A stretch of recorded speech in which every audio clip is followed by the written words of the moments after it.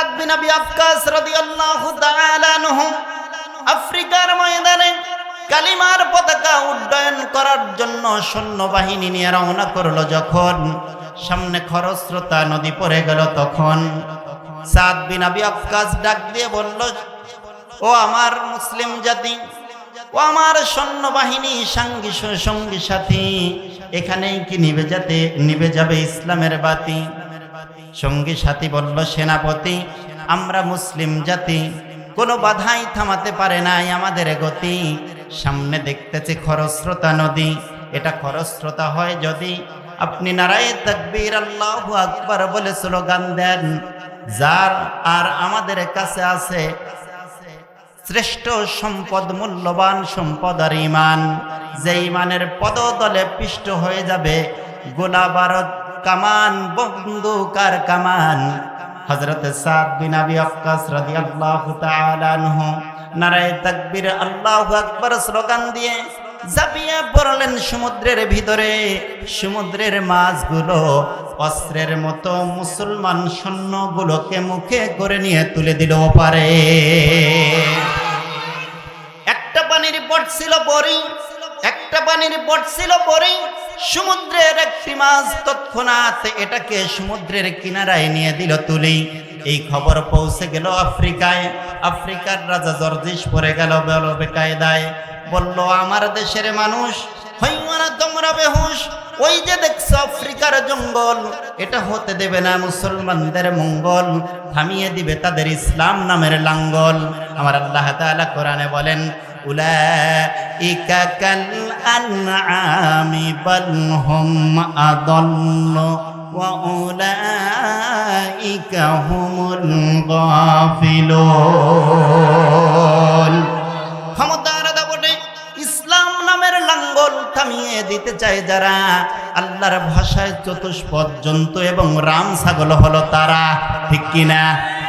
সুতরাং আফ্রিকার ময়দানে মুসলমানদের বিজয় হয়েছে, রাজা জর্জিস পরাজিত হয়েছে।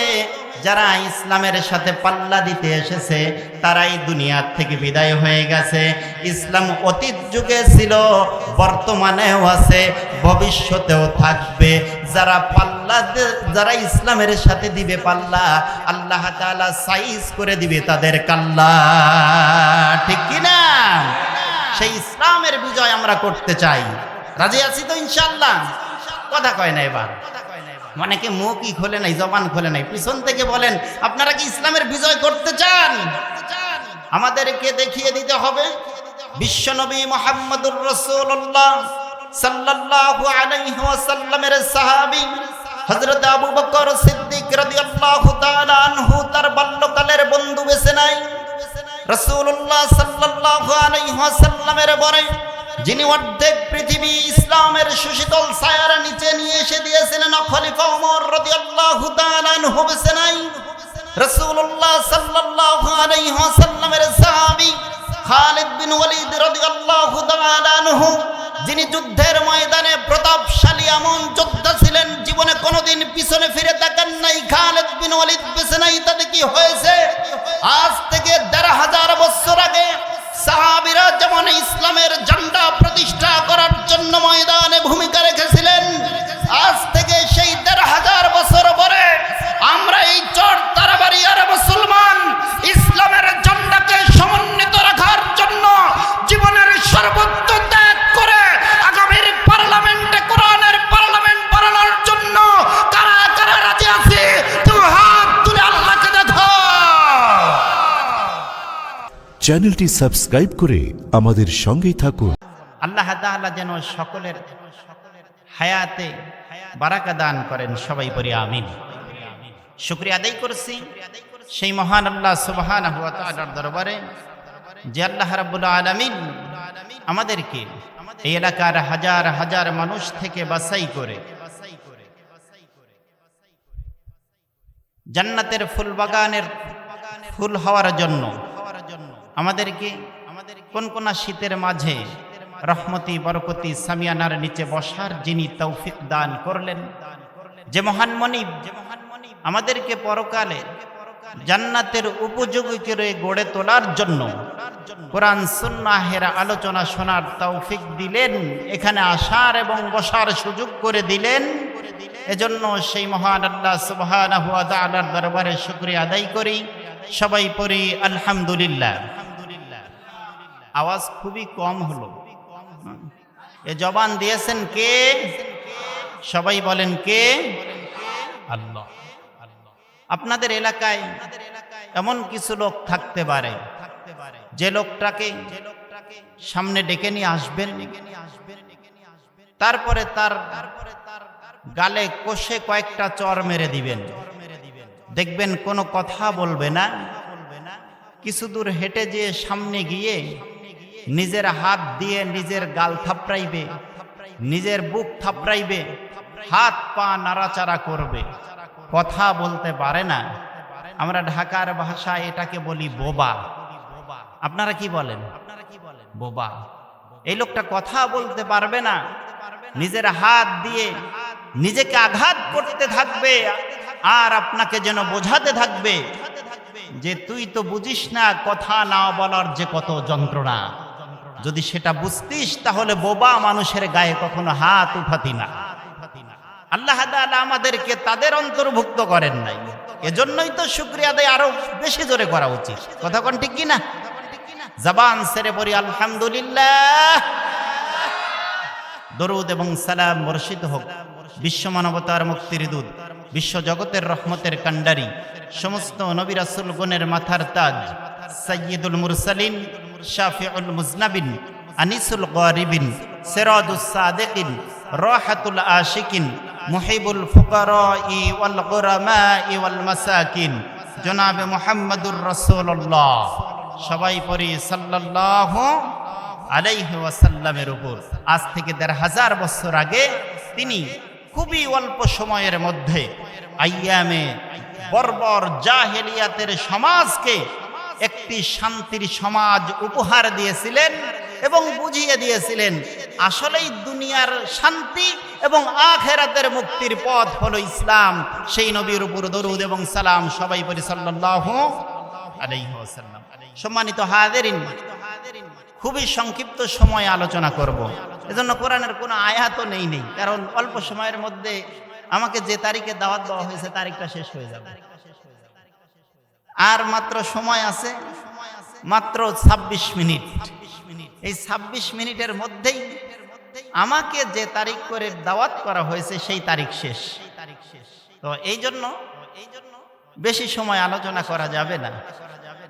বাঙালি অনেক চালাক, এই জন্য বক্তারে নিয়ে এসে বসায়া দেয় অনেক রাতে। হ্যাঁ, কেমন চালাক! মাঝে মাঝে বক্তৃতায় বলে থাকি সিঙ্গাপুরে, আমার কথা বুঝতেছেন? ঘুম ধরছে নাকি? সিঙ্গাপুরে জুতা পালিশ করার জন্য মুসি নাই, মেশিন আছে। কি আছে? ডিজিটাল মেশিন আছে। এই ডিজিটাল মেশিনে মানুষ জুতা ঢুকিয়ে দেয়, কালি হয়ে পালিশ হয়ে বের হয়ে যায়। পার্শ্বেই টাকা রাখার আর একটা মেশিন আছে, ওইখানে টাকা ঢুকিয়ে দেয়, টাকা ঢুকে যায়, সেখানে রেখে দেয়, ওই ব্যাংকে টাকা জমা হয়ে যায়। বাঙালি সিঙ্গাপুরে যাওয়ার পরে দেখতে পেল জুতা পালিশ করার বাহ সুন্দর একটা সিস্টেম। জুতা ঢুকাইয়া দিয়েছে, পালিশ হয়ে বের হয়েছে। বাঙালি তৎক্ষণাৎ ফতোয়া আবিষ্কার করে দিয়েছে যেখানে মানুষ নাই সেখানে টাকা দেওয়া জায়েজ না।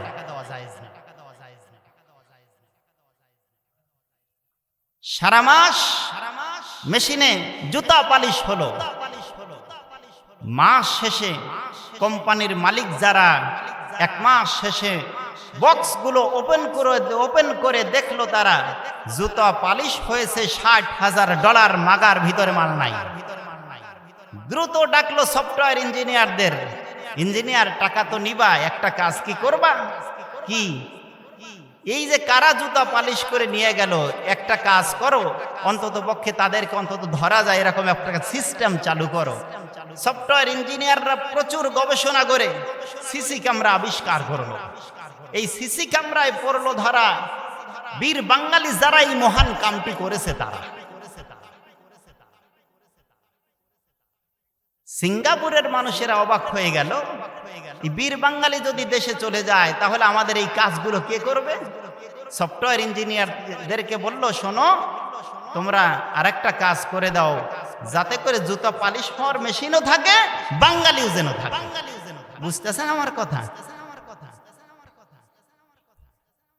সফটওয়্যার ইঞ্জিনিয়াররা গবেষণা করে এক ধরনের মেশিন আবিষ্কার করলো, জুতা দিবে মেশিনের ভিতরে, পালিশ হয়ে একটা বের হবে, আর একটা বের হবে না ততক্ষণ, টাকা দিবে না যতক্ষণ, ডলার দিবে না যতক্ষণ। বাঙালি কয়, আমরা হলাম বীর বাঙালি বলে পৃথিবীর ইতিহাসে একটা কথা আছে না ভাই, আমাদেরকে কি আর এইটা করে ঠেকানো যায়? বাঙালি বুদ্ধি করে মেশিন একটাতে একটা জুতা দেয়, পালিশ হয়ে বের হয়। বাঙালি বুদ্ধি করে ওই মেশিনে আর এক জুতা ঢুকায় না, অনেক দূর হেঁটে যেয়ে আর একটা মেশিনে আর একটা জুতা দেয়, পালিশ হয়ে বের হয়, ইল্লাল্লাহ জিকির করতে করতে হেঁটে যায়। এর নাম হলো বাঙালি। বাঙালি অনেক চালাক তো, এজন্য আমরা বাঙালি প্রধান বক্তাকে নিয়ে এসে বসায় দিছে অনেক পরে। আর একটা কারণ আছে, আমি আর একটা কারণ চিন্তা ভাবনা করে দেখলাম। কারণ আর একটা হলো বয়স কম। কি কথা কয় না রে, বুঝতেছেন আমার কথা? কি আমার কি বয়স কম, এই ছোট মানুষ এখানে কি আর আলোচনা করবে? এজন্য ভালো ভালো আলোচকদের আলোচনা আগে শুনে নেই। আমাদের কাজ কাম সব কিছু হাসিল করে ফেলেছি, সে এসে মোনাজাত দিবে, চলে যাবে, আমাদের উদ্দেশ্য হাসিল। হ্যাঁ, এই জন্য একটা মাহফিলে আলোচক দাওয়াত দিয়েছে 3 জন। সবচাইতে ছোট বয়সের যে আলোচকটা, এই আলোচকটা দিছে সবার বরে। এই আলোচক দেখলো রাত শেষ করে আমারে দিছে, কি করা যায়? তিনি একটা গল্প করে শোনাচ্ছেন, শোনো। 3 হুজুরকে নিয়ে গিয়ে একটা বাড়িতে খেতে দিয়েছে। একটার বয়স প্রায় 40 বছর, আর একটার বয়স 35 বছর, আর একটার বয়স আমার সমান 30 বছর। খেতে দেওয়ার পরে একটা প্লেটে তাবলিগ জামাতের মতো এক প্লেটে খেতে দিয়েছে। যিনি বড় হুজুর তিনি বলতেছে, শোনো, আমি আজকে একটু ওয়াজ করে নেই, তারপরে খাবো। কি ওয়াজ করবে? ওয়াজ করতেছে, শোনো, আল্লাহ রাব্বুল আলামিন মানুষদেরকে যখন জান্নাত দিবে, জান্নাতুন তাজরি মিন তাহতিহাল আনহার, জান্নাতের ভিতর দিয়ে নহর সমূহ প্রবাহিত হতে থাকবে। জান্নাতীরা এই নহর থেকে তারা পান করবে, জীবনে কোনোদিন তাদের পিপাসা লাগবে না। এই বলে প্লেটটাকে হাতে নিয়ে নহর সুন্দর করে আঁকা বাঁকা করে নিজের ভাগে একটু বেশি করে নিছে, যে আমার এই ভাগ বাকি দুইটো, ওইটুকু নইলে তোমরা 2 ভাগ। দ্বিতীয় বক্তা যিনি, যার বয়স 35 বছর, তিনি চিন্তা করলেন যে আচ্ছা, তুমি নহরের নদী দেখায়া তুমি তো তোমার ভাগে বেশি নিয়েছো, আমার ভাগে কি আমি কম নেব নাকি? তিনি বললেন, শোনো, আল্লাহ রাব্বুল আলামিন মানুষদেরকে জান্নাতে দেওয়ার আগে, এবার দ্বিতীয় বক্তা ওয়াজ করতেছে, মানুষদেরকে জান্নাতে দেওয়ার আগে মহান রব্বুল আলামিন কিয়ামতের ময়দানে মানুষগুলোকে 2 ভাগে ভাগ করবে। কয় ভাগে? ফারিকুন ফিল জান্নাতি ওয়া ফারিকুন ফিস সাইর। 1 ভাগ দিবে জাহান্নামে, আর 1 ভাগ দিবে জান্নাতে। এই বলে খাবারের প্লেটের মাঝখান দিয়ে 2টা ভাগ করে বোঝাতে চাইলেন, যিনি বড়, তোমার 1 ভাগ আর আমার 1 ভাগ। এবার আমার মতো যার বয়স ছোট, তিনি চিন্তা করলেন, আমার তো খাবারই নাই। কি নাই? কথা কয় না, আরে যে সময়ই তো নাই। কি নাই? খাবার নাই। আমাকে বাদ রেখেই তোমরা 2 জন খাইবা? ছোট বয়সের হুজুর আলোচনা শুরু করলেন, শোনো, বড় হুজুর আলোচনা করেছেন জান্নাতের ভিতরে আল্লাহ তাআলা নহর দিবেন। এই নহর তিনি এই খাবারের প্লেটে আঁকায় আমাদেরকে দেখায় নিজের ভাগে বেশি করে নিয়েছিল। মেজ হুজুর সুন্দর করে এটাকে 2 ভাগ করে নিয়ে তারা 2 জন 2 ভাগ নিয়েছে, কিন্তু তারা হয়তো ভুলে গেছে আল্লাহ রাব্বুল আলামিন মানুষকে জান্নাত দিবে। জান্নাতে দেওয়ার আগে হাসরের ময়দানে 2 ভাগ করবে, এটাও ঠিক আছে, তবে এরা হয়তো ভুলে গিয়েছে আল্লাহ তাআলা কিয়ামতের মাঠ কায়েম করার আগে এই পৃথিবীকে ঝাঁকুনি দিবেন। ইদা জুলজিলাতিল আরদু জিলজালাহা ওয়া আখরাজাতিল আরদু আথকালাহা। বলি আল্লাহু আকবার। এই বলে খানার প্লেটটা হাতে নিয়ে ঝাঁকাইতে ঝাঁকাইতে বলেন, আল্লাহ তাআলা কিয়ামত কায়েম করার পূর্বে, মানুষকে দুই ভাগ করার পূর্বে, জান্নাতে দেওয়ার পূর্বে আল্লাহ রাব্বুল আলামিন পৃথিবীকে এরকম করে ঝাঁকায়া ঝাঁকায়া গোটা পৃথিবীটাকে উল্টায়া দিবে। এই বলে সব খাবারগুলো ঢেলে ফেলে দিল। যে আমারে বাদ দিয়ে খাইবা, হ্যাঁ আমারে তোমরা বাদ দিয়ে খাবা, কাউরে খেতে দিব। উপস্থিত হাজিরিন, রাগ করতেছেন মনে হয়। আলোচনা কি করব? আলোচনা কি শোনার মন মানসিকতা আপনাদের আছে? আছে? কতক্ষণ থাকবেন? তাহলে তো আজ হুজুরি কাজ, সারা রাত মানে হুজুরি কাজ।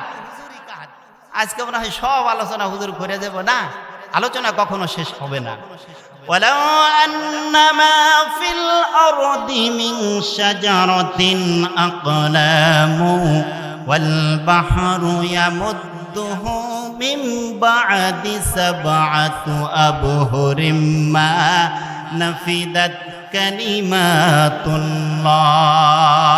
বলি আল্লাহু আকবার।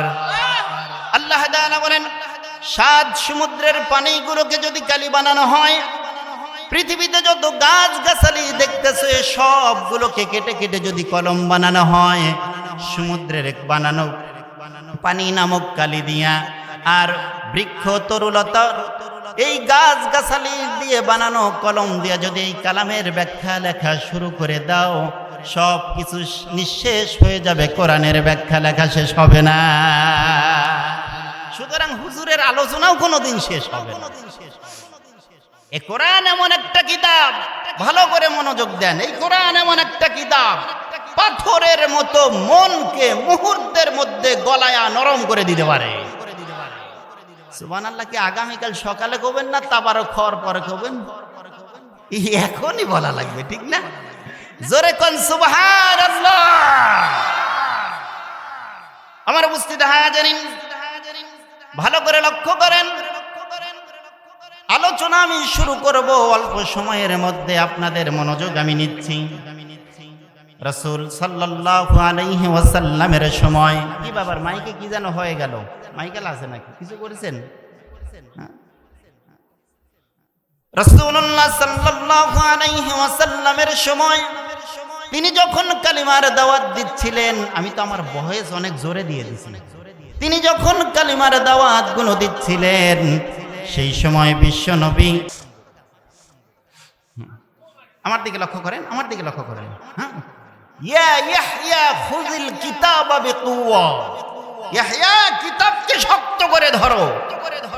وقال الرسول يا ربي إن قوم اتخذوا هذا القرآن مهجورا। এ কোরআন কিয়ামতের দিন মানুষের জন বিপক্ষে হয়ে আল্লাহর আদালতে মামলা দায়ের করবে। সুতরাং আমি আলোচনা করব কোরআন থেকে, একটু শুনে যান। বলতেছিলাম বিশ্বনবী মুহাম্মদুর রাসূলুল্লাহ সাল্লাল্লাহু আলাইহি ওয়াসাল্লামের সময়, যিনি তখন দাওয়াতি কাজ পরিচালনা করতেছিলেন, মক্কি জীবনে রাসূলুল্লাহ সাল্লাল্লাহু আলাইহি ওয়াসাল্লামের সময় নাজ্জাশী, বাদশা নাজ্জাশী, আবিসিনিয়ার বাদশা নাজ্জাশী ঘোষণা করে দিলে, তুমি যে দেশের হও, তুমি যে ভাষার হও, তুমি কবিতার মাধ্যমে পারো আর গদ্যের মাধ্যমে পারো, অথবা আমাকে আবৃত্তি দিয়ে পারো, তুমি যদি আমাকে খুশি করতে পারো, এমন পুরস্কার আমি তোমাকে দিব, সারা জীবন 1 লক্ষ মানুষ বসে বসে খাইলেও ফুরাবে না। সারা জীবন, 1-2 জন নয়, সারা জীবন তুমি যদি আমাকে খুশি করতে পারো, সেটা কবিতার মাধ্যমে হোক, আবৃত্তির মাধ্যমে হোক, অথবা তুমি যে ভাষার হও, তোমার ভাষা আমি বুঝি আর না বুঝি, ওটার মাধ্যমে হোক, আমাকে যদি খুশি করতে পারো, সারা জীবন এমন পুরস্কার দিব, সারা জীবন 1 লক্ষ মানুষ বসে বসে খাইলেও ফুরাবে না। মাস যায়, বছর যায়, বাদশা নাজ্জাশীর কাছে বিভিন্ন দেশ থেকে লোকজন আসে, যদি তিনি খুশি হয় প্রচুর পরিমাণে এলান দেয়। ঠিক তারই ধারাবাহিকতায় রাসূলুল্লাহ সাল্লাল্লাহু আলাইহি ওয়াসাল্লামের কাছে আল্লাহ রাব্বুল আলামিন জিবরাইলকে পাঠিয়ে দিলেন। জিবরাইল এসে বলল, ইয়া রাসূলুল্লাহ, আবিসিনিয়ার বাদশা নাজ্জাশী তিনি প্রতি সপ্তাহে হোক, মাসে হোক, বছরে হোক নতুন কথা শুনতে ভালোবাসে। যদি খুশি হয় প্রচুর পরিমাণে এলান দেয়। তার ধারাবাহিকতায় আল্লাহ রাব্বুল আলামিন আমাকে আপনার কাছে পাঠিয়েছেন আপনার একজন সাহাবীকে সেখানে পাঠিয়ে দেওয়ার জন্য। তিনি যেন সেখানে গিয়ে আল্লাহর কালাম কোরআনুল কারীম তেলাওয়াত করে তাদেরকে শোনায়। নবীজি বাদশা নাজ্জাশীর কথা জানতেন না। আবু সুফিয়ান এবং তার দলবল যারা ব্যবসা করত তাদের কাছ থেকে বাদশা নাজ্জাশীর খবর নিলেন। নবীজি সঙ্গে সঙ্গে 40 জন ওহী লেখককে ডাকলেন, যিনি সবচাইতে সুন্দর ভাষায় সুন্দর করে হাতের লেখা লিখতে পারতেন। তার নাম হলো যায়েদ ইবনে সাবিত রাদিয়াল্লাহু তাআলা আনহু, যিনি সবচাইতে সুন্দরভাবে তেলাওয়াত করতে পারতেন, যার তেলাওয়াত শোনার জন্য সাহাবায়ে কেরাম পাগল হয়ে যেত। যদি কখনো বিশ্বনবী উপস্থিত না থাকতেন সবাই বলতো, এমনকি হযরত ওমর নিজেও বলতো, জাফর আজকে বিশ্বনবী নাই, আজকের নামাজের মধ্যে তেলাওয়াত করে আমাদের মন এবং প্রাণটা জুড়িয়ে দাও। তার নাম হলো হযরত জাফর রাদিয়াল্লাহু তাআলা আনহু। সুন্দর তেলাওয়াত করতে পারতেন। এটা আমরাও করি, দেখেন না, নামাজের সময় যে সুন্দর তেলাওয়াত করে বলে তুমি যাও, এটা বলে কি বলে না? বিশ্বনবী চিঠি লিখলেন নিজের হাতে, মা কুনতা তাতলু মিন ক্বাবলিহি মিন কিতাবি ওয়ালাকিন তাকুতুহু বিয়ামিনিক ইযাল লারতাবাল মুবতিলুন। আল্লাহ বলেন, আমি তোমাকে লিখতেও শেখাইনি, পড়তেও শেখাইনি। কারণ কি? কারণ বাতিলপন্থীরা তোমাকে সন্দেহ করত, লেখাপড়া জানে, কোরআন বানায় রচনা করেছে। যায়েদ ইবনে সাবিতের হাতের লেখা দিয়ে হযরত জাফর রাদিয়াল্লাহু তাআলা আনহুকে পাঠিয়ে দিলেন। বাদশা নাজ্জাশীর দরবারে চলে গেলেন।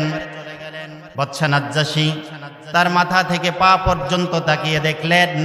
তাকিয়ে দেখার পরে এক পর্যায়ে বাদশা নাজ্জাশী বললেন, বলো তুমি কি নতুন কথা শোনাবে, আমাকে শোনাও। হযরত জাফর সূরা মারইয়ামের তেলাওয়াত শুরু করে দিল। সূরা মারইয়াম পড়তে পড়তে ফা খলাফা মিন বাদিহিম খলফুন আদাউস সালাওয়া ওয়াত্তাবাউ শাহওয়াত ফাসাউফা ইয়ালকাউনা গায়্যা।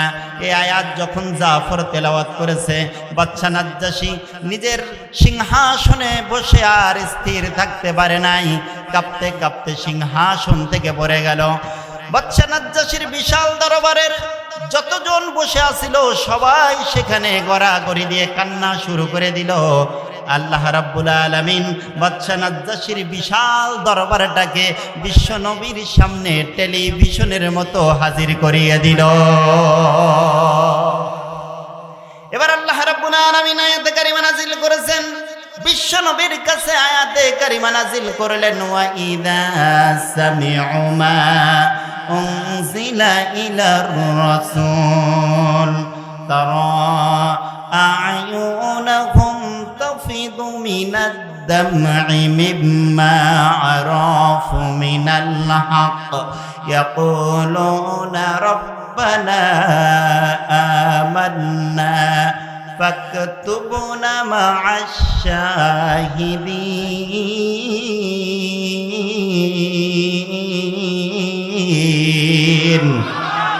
আরো জোরে কোন আল্লাহু আকবার। এক একটা আয়াত তেলাওয়াত করব যখন, তেলাওয়াতের সাথে সাথে শেষ হওয়ার সাথে সাথে আল্লাহু আকবার বলবেন, তখন এই আওয়াজ চলবে ততক্ষণ, মাহফিল চলবে যতক্ষণ। রাজি আছি না নাই? হযরত সাদ বিন আবি ওয়াক্কাস রাদিয়াল্লাহু তাআলা আনহু আফ্রিকার ময়দানে কালিমার পতাকা উড্ডয়ন করার জন্য সৈন্যবাহিনী নিয়ে রওনা করলো। যখন সামনে খরস্রোতা নদী পড়ে গেল, তখন সাদ বিন আবি ওয়াক্কাস ডাক দিয়ে বলল, ও আমার মুসলিম জাতি, ও আমার সৈন্যবাহিনী, সঙ্গী সাথী, এখানেই কি নিভে যাবে ইসলামের বাতি? সঙ্গী সাথী বলল, সেনাপতি, আমরা মুসলিম জাতি, কোনো বাধাই থামাতে পারে নাই আমাদের গতি। সামনে দেখতেছি খরস্রোতা নদী, এটা খরস্রোতা হয় যদি আপনি নারায়ে তাকবীর আল্লাহু আকবার বলে স্লোগান দেন। যার আর আমাদের কাছে আছে শ্রেষ্ঠ সম্পদ, মূল্যবান সম্পদ আর ঈমান, যে ঈমানের পদতলে পিষ্ট হয়ে যাবে গোলা বারুদ, কামান, বন্দুক আর কামান। হযরত সাদ বিন আবি ওয়াক্কাস রাদিয়াল্লাহু তাআলা আনহু নারায়ে তাকবীর আল্লাহু আকবার স্লোগান দিয়ে ঝাঁপিয়ে পড়লেন সমুদ্রের ভিতরে। সমুদ্রের মাছগুলো অস্ত্রের মতো মুসলমান সৈন্যগুলোকে মুখে করে নিয়ে তুলে দিল ওপারে। একটা পানির পট ছিল বড়ি, একটা পানির পট ছিল বড়ি। সমুদ্রের একটি মাছ তৎক্ষণাৎ এটাকে সমুদ্রের কিনারায় নিয়ে দিল তুলি। এই খবর পৌঁছে গেল আফ্রিকায়। আফ্রিকার রাজা জর্জিস পড়ে গেল বেকায়দায়, বলল, আমার দেশের মানুষ হইও না তোমরা বেহুশ, ওই যে দেখছো আফ্রিকার জঙ্গল, এটা হতে দেবে না মুসলমানদের মঙ্গল, থামিয়ে দিবে তাদের ইসলাম নামের লাঙ্গল। আমার আল্লাহ তাআলা কোরআনে বলেন, উলাইকা কাল আনআমি বাল হুম আদাল্লু ওয়া উলাইকা হুমুল গাফিলুন। ক্ষমতার দাপটে ইসলাম নামের লাঙ্গল থামিয়ে দিতে চায় যারা, আল্লাহর ভাষায় চতুষ্পদ জন্তু এবং রাম ছাগল হলো তারা, ঠিক কিনা? সুতরাং আফ্রিকার ময়দানে মুসলমানদের বিজয় হয়েছে, রাজা জর্জিস পরাজিত হয়েছে। যারা ইসলামের সাথে পাল্লা দিতে এসেছে তারাই দুনিয়ার থেকে বিদায় হয়ে গেছে। ইসলাম অতীত যুগে ছিল, বর্তমানেও আছে, ভবিষ্যতেও থাকবে। যারা ইসলামের সাথে দিবে পাল্লা, আল্লাহ তাআলা সাইজ করে দিবে তাদের কাল্লা, ঠিক কিনা? সেই ইসলামের বিজয় আমরা করতে চাই। রাজি আছি তো ইনশাআল্লাহ? কথা কয় না এবার, অনেকে মুখই খোলে নাই, জবান খোলে নাই, পিছন থেকে বলেন, আপনারা কি ইসলামের বিজয় করতে চান? আমাদেরকে দেখিয়ে দিতে হবে বিশ্বনবী মুহাম্মদুর রাসূলুল্লাহ সাল্লাল্লাহু আলাইহি ওয়াসাল্লামের সাহাবী হযরত আবু বকর সিদ্দিক রাদিয়াল্লাহু তাআলা আনহু তার বাল্যকালের বন্ধু বেছে নাই। রাসূলুল্লাহ সাল্লাল্লাহু আলাইহি ওয়াসাল্লামের পরে যিনি অর্ধেক পৃথিবী ইসলামের সুশীতল ছায়ার নিচে নিয়ে এসে দিয়েছিলেন, খলিফা ওমর রাদিয়াল্লাহু তাআলা আনহু বেছে নাই। রাসূলুল্লাহ সাল্লাল্লাহু আলাইহি ওয়াসাল্লামের সাহাবী খালিদ বিন ওয়ালিদ রাদিয়াল্লাহু তাআলা আনহু, যিনি যুদ্ধের ময়দানে প্রতাপশালী এমন যোদ্ধা ছিলেন, জীবনে কোনোদিন পিছনে ফিরে তাকান নাই, খালিদ বিন ওয়ালিদ বেছে নাই। তাতে কি হয়েছে? আজ থেকে ১৫০০ বছর আগে সাহাবীরা যেমন ইসলামের ঝান্ডা প্রতিষ্ঠা করার জন্য ময়দানে ভূমিকা রেখেছিলেন, আজ থেকে সেই ১৫০০ বছর পরে আমরা এই চর তারাবাড়িয়ার মুসলমান ইসলামের ঝান্ডাকে সমুন্নত রাখার জন্য জীবনের সর্বোচ্চ ত্যাগ করে আগামীর পার্লামেন্টে কোরআনের পার্লামেন্ট বানানোর জন্য কারা কারা রাজি আছে? তুমি হাত তুলে আল্লাহকে দেখো। মুহাম্মাদুর রাসূলুল্লাহ সাল্লাল্লাহু আলাইহি ওয়াসাল্লাম। এবার আলোচনা শুরু করব, শুনবেন তো ইনশাআল্লাহ? অল্প কিছু সময়, 12টা বেজে যাচ্ছে, আর অল্প সময় আছে। আমার সাথে বলেন, আউযু বিল্লাহি মিনাশ শাইতানির রাজীম, বিসমিল্লাহির রাহমানির রাহিম। নাহনু নাকুসসু আলাইকা নাবাআহুম বিল হক, ইন্নাহুম ফিতয়াতুন আমানু বিরাব্বিহিম ওয়া জিদনাহুম হুদা। وربطنا على قلوبهم إذ قاموا فقالوا ربنا رب السماوات والأرض لن ندعو من دونه إلها لقد قلنا إذا شططا বলি আল্লাহু আকবার। সূরার নাম সূরা কাহাফ। কাহাফ শব্দের অর্থ হলো গুহা। কাহাফ শব্দের ব্যাখ্যা করেছেন ইমাম আলী আস-সাবনী। তার তাফসীরের নাম হলো তাফসীরে সাফাতুত তাফসীর, বিখ্যাত গ্রন্থ এবং বিশুদ্ধতম একটা তাফসীর। যারা মাদ্রাসায় পড়েন, মাদ্রাসায় পড়তেছেন, পড়বেন তাফসীরে সাফাতুত তাফসীর। তিনি কাহাফ শব্দের ব্যাখ্যা করেছেন ফাআম্মাল কাহফু ইদা লাম ইয়াত্তাসি ফাহুয়া গার। কাহাফ শব্দের অর্থ হলো গুহা, গার শব্দের অর্থ হলো গুহা। কাহাফ বলা হয় এমন একটা গুহাকে যেটা আকারে একটু বড়, মানুষ যেখানে আশ্রয় গ্রহণ করতে পারে। আর গার বলা হয় এমন গুহাকে যেখানে মানুষ আশ্রয় গ্রহণ করতে পারে না। আমি আপনাদের মাঝে কুরআনুল কারীমের 18তম সূরা সূরা কাহাফের 2টা আয়াত তেলাওয়াত করেছি। এখান থেকে আমি কিছু কথা বলার চেষ্টা করব। আপনাদের শোনার কি মন মানসিকতা আছে না? তাবারক নেওয়ার মন মানসিকতা আছে? আরে তাবারকও হবে, সবই হবে। কেউ যদি চিন্তা করে যে আমি ফজরের সময় আজকে সারাদিন, যেমন মনে করেন আগামীতে যে রমজান আসবে, যে অনেকে চিন্তা করে সারাদিন কিছু খেতে পারবো না, বেশি করে খাই, এরকম বলে কি বলে না? অনেক চিন্তা করে যে সারাদিন তো কিছু খেতে পারবো না, এখন একটু বেশি করে খাই। আবার অনেকে চিন্তা করে যে হ্যাঁ সারাদিন খেতে পারবো না, তবে সাহারি খাওয়া সুন্নাত, এজন্য আমি সুন্নাতটা আদায় করি। যে ব্যক্তি সারাদিন খাবে না, বেশি করে খাবে, এটার সুন্নাত আদায় হবে না। কিন্তু যে ব্যক্তি সুন্নাত মনে করে খাবে, ওই ব্যক্তির সুন্নাও আদায় হবে, আবার রোজাও আদায় হবে, 2টা আদায় হয়ে যাবে। তো আপনারা অবশ্যই তাবারকও পাবেন। আবার আলোচনা যদি শোনার মন মানসিকতা নিয়ে বসে থাকেন, আল্লাহ তাআলা প্রত্যেকটা সময়ের সেকেন্ডে সেকেন্ডে আপনার আমলনামায় নেকি লিখে দিবেন। সুবহানাল্লাহি ওয়া বিহামদিহি। আল্লাহ তাআলা কবুল করুক, সবাই করি আমিন। সূরার নাম সূরা কাহাফ।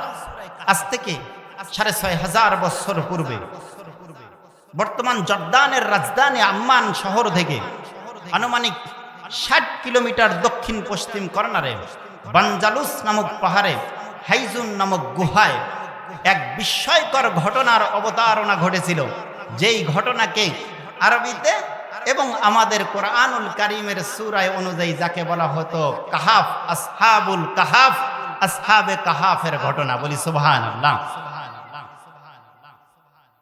এই আসহাবুল কাহাফের ঘটনা আমি আপনাদের মাঝে বলার চেষ্টা করব। আপনাদের যদি শোনার মন মানসিকতা এবং ধৈর্য থাকে, খুবই অল্প সময়ের মধ্যে আমি শেষ করে দেব ইনশাআল্লাহ। আজ থেকে 1500 বছর আগে বিশ্বনবী মুহাম্মদুর রাসূলুল্লাহ সাল্লাল্লাহু আলাইহি ওয়াসাল্লামের কাছে বিশ্বনবী যখন কালিমার দাওয়াত দিচ্ছিলেন, দলে দলে লোকেরা কালিমার পথে আসতেছিলেন। ঠিক ওই সময় আরবের লোকেরা চিন্তা করলো যে এইভাবে যদি কালিমার দাওয়াত দিতে থাকে, তাহলে আগামীর দেশ চলে যাবে বিশ্বনবীর হাতে। সুতরাং এই কালিমার দাওয়াত কি করে বন্ধ করা যায়? এজন্য 2 জন কাফেরকে তারা পাঠিয়ে দিল মদিনার ইহুদি এবং পণ্ডিতদের কাছে। এই 2 জন কাফেরের নাম এসেছে। একজনের নাম হলো উকবা ইবনে আবু মুঈদ, আরেকজনের নাম হলো নজর ইবনে হারিস। নজর ইবনে হারিস এই 2 জনকে পাঠিয়ে দিল মদিনায়। যাও মদিনার ইহুদিদের কাছে গিয়ে বলো মুহাম্মাদের কালিমা বন্ধ করার জন্য কোনো ট্যাবলেট আছে কিনা। তারা গিয়ে বলল আমার দেশে মুহাম্মদ বিন আব্দুল্লাহর ছেলে মুহাম্মদ বিন আব্দুল্লাহ, আব্দুল্লাহর ছেলে মুহাম্মদ নিজেকে নবী দাবি করতেছে, এবং আমাদের সন্তানেরা খায় দায় আমাদের ঘরে আন্দোলন করে মুহাম্মাদের। এভাবে যদি চলতে থাকে আগামীর আরব বিশ্ব মুসলমানদের হাতের মুঠোয় চলে আসবে। সুতরাং আমাদেরকে বাঁচাও। তখন ইহুদি পণ্ডিতরা বলল সে যদি সত্যি নবী হয় তাহলে তার কালিমার দাওয়াত কখনো বন্ধ করা যাবে না। এটা পল্লী বিদ্যুতের লাইন না, এটা পিটিভির লাইন। তার সাথে পাল্লা দিতে গেলে জানা যায়ও লোক খুঁজে পাওয়া যাবে না। যেমন যদি মানুষ ইমানের বিরুদ্ধে দাঁড়ায়, ইসলামের বিরুদ্ধে দাঁড়ায়, আল্লামা সাইদি বলেছিলেন সময় আসবে এমন ইন্দুরের গর্তও পাবা না লুকানোর জন্য। হয়েছে কি হয় নাই? আমার উপস্থিত হাজির কেমনে মিলে যায় কথাগুলো। তো যদি সে সত্যি নবী হয়, কালিমার দাওয়াত বন্ধ করা যাবে না। তবে তিনি আসলে নবী কিনা এটা প্রমাণ করার জন্য তোমাদেরকে আমি 3টা ট্যাবলেট দিচ্ছি, নিয়ে যাও, তার সম্মুখে প্রশ্ন ছুঁড়ে মেরে দাও। যদি সে নবী হয় উত্তর দিতে পারবে, আর যদি নবী না হয় উত্তর দিতে পারবে না। তারা চলে আসলেন, তার কাছে চলে আসলেন 3টা প্রশ্ন নিয়ে। 1 নাম্বার প্রশ্ন, 1 নাম্বার প্রশ্ন, রূহ কি এবং তার তাৎপর্য কি। 2 নাম্বার প্রশ্ন, সেই বিস্ময়কর যুবক কারা, যাদের ঘটনা ছিল অত্যন্ত বিস্ময়কর। 3 নাম্বার প্রশ্ন, কোন সেই ব্যক্তি যিনি পৃথিবীর সূর্য উদিত স্থান হতে সূর্য অস্তমিত স্থান পর্যন্ত গোটা পৃথিবী শাসন করে বেরিয়েছিলেন, 2 বার গোটা পৃথিবী সফর করেছিলেন। কি সেই ঘটনা? এই 3টা প্রশ্ন গিয়ে তার সামনে ছুঁড়ে ফেলে দাও। নবী হলে উত্তর দিতে পারবে, আর নবী না হলে এটা উত্তর দিতে পারবে না। তারা চলে আসলেন। মুহাম্মদ বিন আব্দুল্লাহ, আজকে বোঝা যাবে তুমি কত নাম্বার নবী অথবা ভণ্ড। তোমার সামনে প্রশ্ন ছুঁড়ে ফেলে দেওয়া হলো। বিশ্ব নবীর সামনে প্রশ্ন ছুঁড়ে ফেলল। 1 নাম্বার প্রশ্ন, রূহ কি।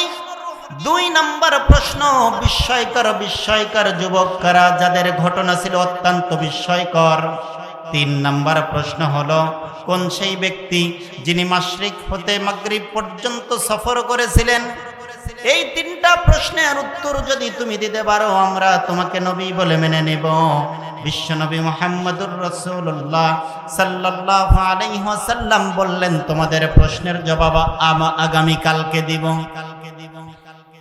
হাফেজ ইবনে কাসির রাহিমাহুল্লাহ তাফসীরুল কুরআনুল আযীম, তাফসীর ইবনে কাসিরের মধ্যে লেখেন, বিশ্বনবী ইনশাআল্লাহ বলে নাই, এজন্য দীর্ঘ 15 দিন পর্যন্ত আগামী কালকে দিব, কিন্তু ইনশাআল্লাহ বলে নাই।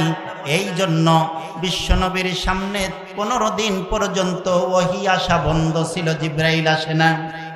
আরবের লোকেরা বলা বলি করতে লাগলো, 3টা প্রশ্নের উত্তর দিতে যদি 15 দিন লেগে যায়, তাহলে বাকি প্রশ্নের উত্তর তিনি কবে দিবে? এই চিন্তা করতে লাগলো। এই কথা যখন প্রচার করতে লাগলো, বিশ্বনবীর মন খারাপ। আল্লাহ রাব্বুল আলামিন জিবরাইলকে বললেন, জিবরাইল আর করো না, দেরি, যাও তাড়াতাড়ি। আমার নবীরকে তারা ঠাট্টা করে মস্করা করে। জিবরাইল তুমি যাও, আমার নবীর সামনে এই 3টা প্রশ্নের জবাবের আলোকে আমি আল্লাহ রাব্বুল আলামিন সূরা কাহাফ নাজিল করে দিলাম। নাজিল হয়ে গেল সূরা কাহাফ। আম হাসিবিতা আন্না আসহাবাল কাহফি ওয়ার রাকিমি কানু মিন আয়াতিনা আজাবা। হে নবী, আমি আপনার সামনে আসহাবে কাহাফ এবং রকিম সম্পর্কে সত্য ঘটনাটা আমি আপনার সামনে তুলে ধরতেছি। কানু মিন আয়াতিনা আজাবা, যেই ঘটনাটা হলো সব ঘটনার মধ্যে একটা বিস্ময়কর ঘটনা। বলি সুবহানাল্লাহ। আল্লাহ বলতেছেন এটা হলো একটা বিস্ময়কর ঘটনা। নবী, সেই ঘটনা আমি আপনাদের মাঝে তুলে ধরবো ইনশাআল্লাহ। তাহলে আজকে আমার রাসূলের 3টা প্রশ্নের আজকের আলোচনা হলো 2য় প্রশ্নের উত্তর, বিস্ময়কর যুবক কারা। আমরা শুনবো তো ইনশাআল্লাহ, শুনবো ইনশাআল্লাহ।